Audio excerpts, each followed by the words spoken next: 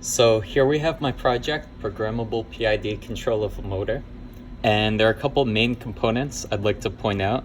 One being the motor, obviously.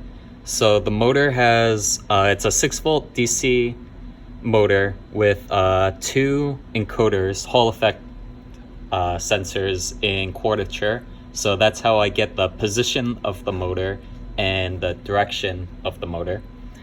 Here we have 2 LEDs here. This green one represents 0 steady state error. So when the motor's position is exactly the output that you wanted, that green LED is on. And then we have the red LED, and that red LED comes on when the motor is operating at 100% its speed. So it can't get any faster. Here we have a LCD display of the motor's position over time. So here is the step response of the motor for an input of 360 degrees with proportional gain of 2, integral gain of 5, and derivative gain of 0. And here's the button that changes things. So we can see the overshoot, the rise time, the settling time, and the total simulated time. And with the keypad, we can change any of the coefficients freely at will. We can make the motor go in the reverse direction too. So here I will damp the motor more, hopefully getting a much more damped response. So there we can see hardly any overshoot, only 6.6%. So if we introduce some integral control, we should see some overshoot this time, and then slowly go back until there is no steady state error. And we'll see that reflected in the transient metrics. So we have overshoot now, but we also have no steady state error. So we can play around with this and get different responses, more damped or over damped. So here's a far more damped one, or under damped one, yeah. So we can see we passed through the 0 steady state error multiple times before eventually the ringing dies down and no error anymore. So there's our overshoot values. Settling time was almost 5 seconds. Just 5% settling time. And then we can change both the angle and the direction of the motor. So here's negative 90 degrees.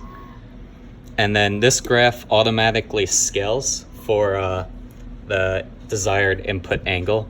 So if we make it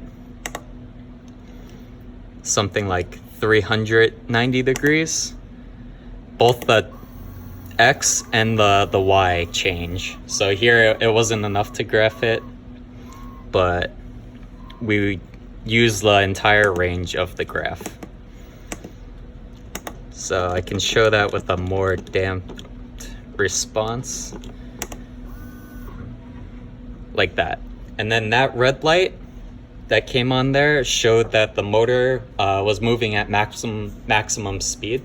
So we can see the response looks fairly linear, just because like there is a lot of effort applied here, but that effort isn't reflected back, just because the PWM signal I send to the motor is within 5% to 100%. So I can't send more than 100% of the voltage. So even though the effort value is greater in this region than it is in this region, they both generate the same response to the motor.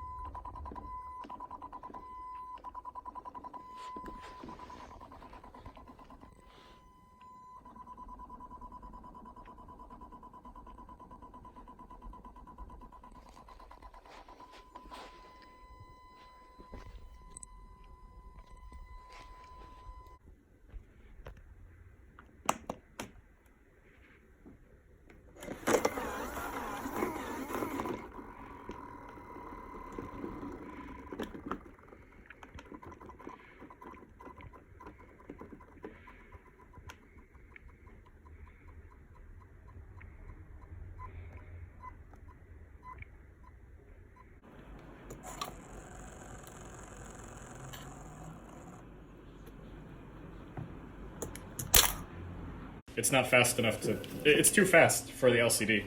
There's nothing on it.